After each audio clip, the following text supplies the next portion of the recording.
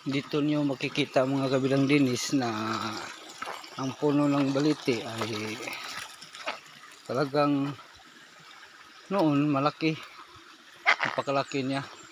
Ngayon siguro wala nang tumitira at marami ng baging. Yun, doon din sa punong baliting iyon mga kabilang dinis, doon din itinago yung ina ko nung maliit pa siya.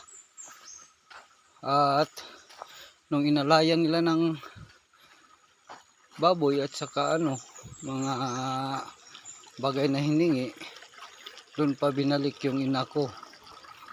Tapos simula noon, kasi noon mga kabilang dinis na nagpahiram sila, sabi ng lolo ko at ng mga matanda, nagpahiram daw ng mga gamit tulad ng mga kaldero, kawali at iba pang mga gamit, kasi mababait ang mga kumakatok lang ka lang daw ng hating gabi sa puno ng iyon, ay tuwing umaga balikan mo, nandun na at makikita mo na yung mga gamit na hinihiram mo. Ay kalaunan, sa pagsamantala ng mga tao, sinamantala nila kasi parang magandang mga gamit mga kabida, at di na binalik. Simula nung di na binalik, hindi na rin nagpaparamdam ang puno. Tuwing katapusan ng buwan, naglandslide ang bandang itaas nito, yung pangpang. Pag malaki yung buwan, bilog, doon nagpaparamdam na nandyan pa sila. Pero ngayon masukal na, at saka yung puno ng baliti ay di na rin na masyadong naalagaan, marami ng baging. At balik tayo mga kabilang dinis sa tinago yung ina ko. Nung maliit pa siya, pag nawala yung ina ko, doon nila tinitingnan kaagad. Nandoon sa sanga, nakasabit, nakalambitin, parang nagduduyan.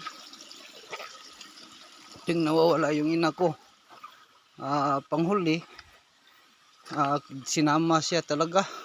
Hindi yung espiritu niya ang sinama, yung buong katawan talaga niya sinama. Nawawala siya, mga 3 araw nawawala siya. Pagkatapos nun, kumuha sila ng mga taro, balde, mga batya, pinagkalambang nila, kalimbang hanggang sa lumabas yung nung lumabas, napasigaw at sinuutan ng sa rosaryo. Ayun, simula nung sinuutan ng rosaryo, hindi na nagpaparamdam at hindi na rin nagpaparamdam yung puno ng baliti. Parang nag-aagnas na talaga. Itong sapa namin mga kabilang dinis, ito ang pinagkuhanan namin ng tubig sa buong baryo namin dito, na ayun, may mga hose. Talagang napaka nito, magandang bigay ng tubig. Dito kami kumukuha lahat, halos lahat kami. Ayun, malapit na tayo sa puno ng baliti, no?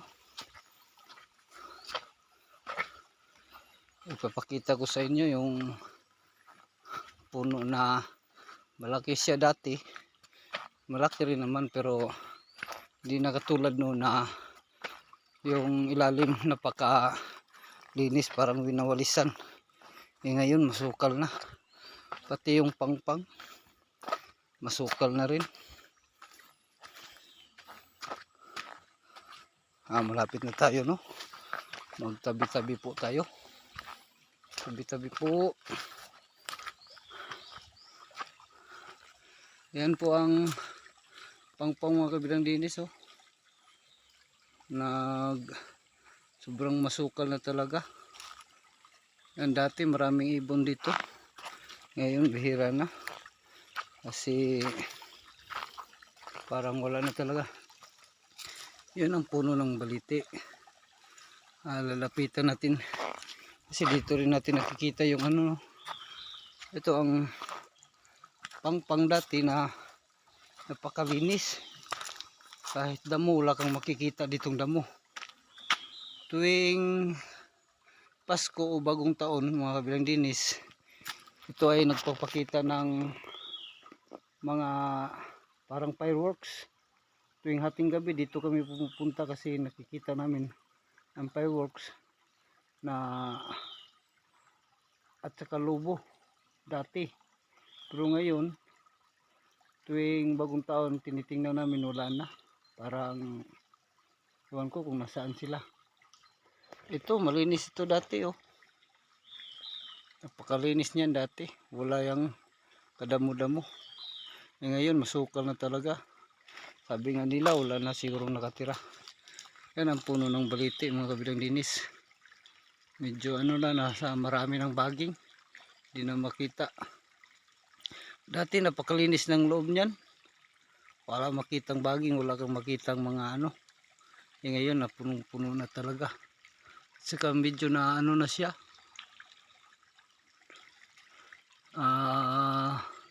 Puno ng mga baging. Dati kami naliligo dito. Itong lugar na to mga kabilang dinis, napakalalim nito. Napakalalim, parang swimming pool. Siguro mga 30 feet ang lalim nito.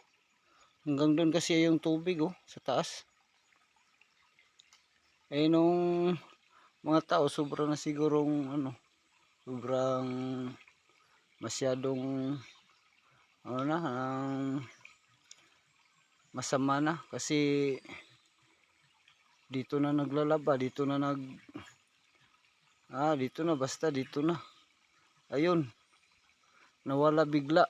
Kahit walang ulan, bumuhos kalit. Biglang bumuhos yung tubig na malakas. At dito kami pupunta tuwing tag-init. Kasi dito napakalamig dito sa puno ng baliti, no? Ayan ang puno ng baliti kasi ano na siya, masukal na talaga.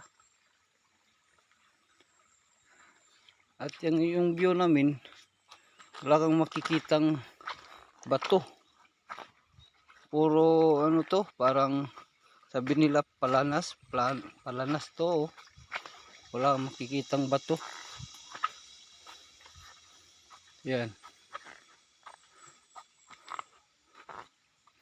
At napakaganda nito dati nung ano pa, may nakatira pa. Sabi-sabi siya kasi ng matatanda at lolo ko. Dito ko rin ano, ewan ko kung totoo. Nagpapahiram sila ng mga kaliro simula nung hindi na isuli. Hindi na sila nagpapahiram.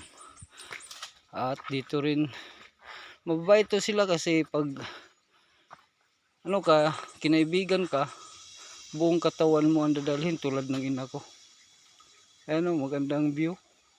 Wala kang makitang bato, puro ano lang. Panas to, palanas. Kung tawagin sa amin.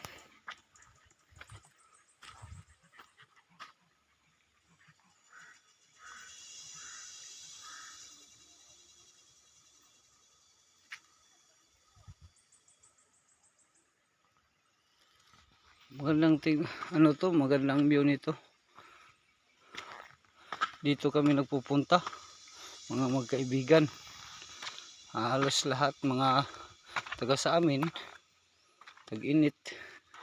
Dito kami pumupunta.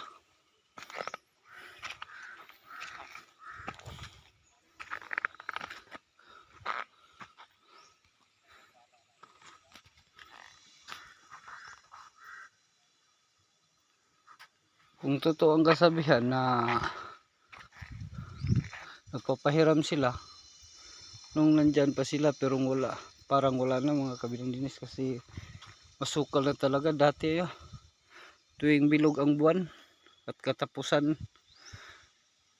naglandslide talaga yan. napupunta dito sa baba yung mga bato, malaking mga bato, palanas. Ngayon masukal na at wala na talagang ano. At di na rin kami nakakita ng fireworks tuwing bagong taon. Parang wala na talaga. Pero ano kasi to, mabait ang nakatira dito, kahit mga bata nagpupunta dito, nangunguha ng, ang tawag nito sa amin, ano, kayumang, o kayumang sa inyo ata sa Tagalog. Sa amin ano, parang ano siya, piyo sa amin, piyo. Pero sa Tagalog kayumang ata. Dito nagpupunta, wala namang nangyayari. Nung ano lang talaga, nung simula nung ano, nung may bata rito atang na ano, nagpupunta at pag pinutol yung ano, mga punong maliliit sa tabi ng balite. Ayun, parang umalis ata kasi ang sabi-sabi ng matatanda, lahat daw ng tanim dito sa paligid ng puno ng balite ay kakao. Tuwing katapusan ng taon, nag-harvest sila. Tawag sa amin dito kasi si Maria Onabi ang nakatira dati dito. Si Maria Onabi, prinsesa yan, mga ano, sa hindi katulad natin. Tuwing katapusan ng taon, nagde-deliver sila ng kakao sa Cebu. Bumabaha dito ng napakalakas na baha. Malakas na malakas, at makikita mo ano yan, mga punong kahoy na malalaki. Sunod-sunod yan. Punong kahoy na malaki na itim. At may nakakita doon sa bandang ibaba sa sentro ng aming baryo. May nakakita na marami daw sakay sa punong kahoy. Pero parang barko kasi, maririnig mo tuwing bumabaha, maririnig mo yung budyong ng ano, barko, yung tinatawag na parang turutot. Yun mga kabilang dinis. At marami na rin nakakita. Nakakita ako ng mga fireworks sa yung mga punong kahoy, pero yung talagang mga hindi katulad natin, di ko pa sila nakikita. Kung gagamitin ko yung third eye ko, makikita sila, pero lahat ng tinitingnan mo, makikita mo mabuti o masama. Kaya payo ko sa inyo, lahat ng mayroong third eye, wag na wag buksan agad, kasi hindi maano yung ano mo, yung isip mo. Talagang masama ang panaginip mo, lahat masama talaga. Kaya wag na wag kaagad buksan yung third eye. May third eye tayo, pero depende na lang yun sa pagbukas.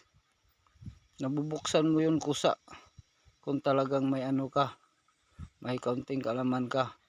Pero pag wala kang kaalaman, mabubuksan mo yung third eye mo sa hindi inaasahang panahon. Yun, doon din ka napapasukan ng mga masasamang espiritu. Kasi doon, ang third eye mo ay pintuan ng iyong espiritu. Doon pumapasok yung mga masasamang espiritu na pumapasok sa loob ng katawan mo. Kasi ang katawan nating mga tao ay isang templo ng ginawa ng ating Panginoon, na siyang kaharian niya. Kaya madali silang makapasok kapag nabuksan mo yung third eye mo.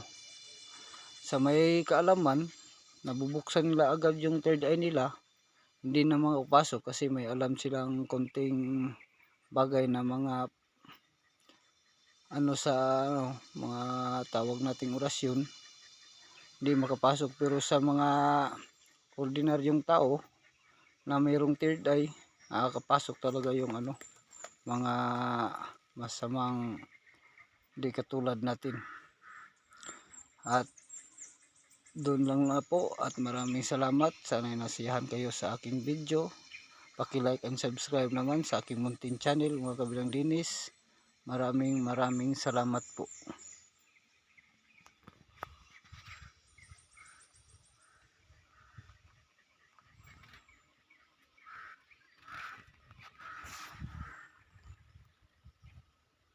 Bye bye.